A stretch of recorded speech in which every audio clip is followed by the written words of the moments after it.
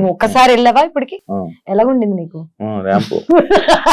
మరి అలాంటిది బయటకు వచ్చేసరికి నేను ప్రేమిస్తున్న అబ్బాయి అన్ని మొత్తం పెంట్ అయిపోయి, I was going to get married, marriage cancel అయిపోయి, ఇండియా నుంచి బయటకు వెళ్ళిపోయి ఏమైపోయిందంటే ఇదే నేనేం చేయను నాకు బా అనే టైప్ లో వెళ్ళిపోయాను.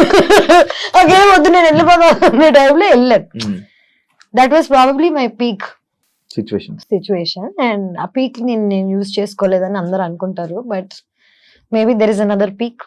మొన్న ఒక డైలాగ్ చెప్పారు, విద్దావా లేదా? పిచ్ పీక్స్ అని పోయి పిచ్ పూక్స్.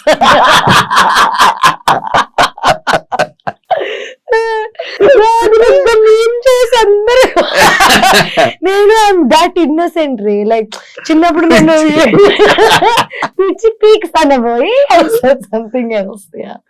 అంటే ఇప్పుడు ఈ మాట నాకు అదే కదా, ఫ్రెండ్స్ తోకి కెమెరా ముందుకి బిగ్ బాస్ లోకి సినిమాలోకి పెద్ద డిఫరెన్స్ ఏమి ఉండదు, సేమ్ పర్సన్ ఎవ్రీవేర్.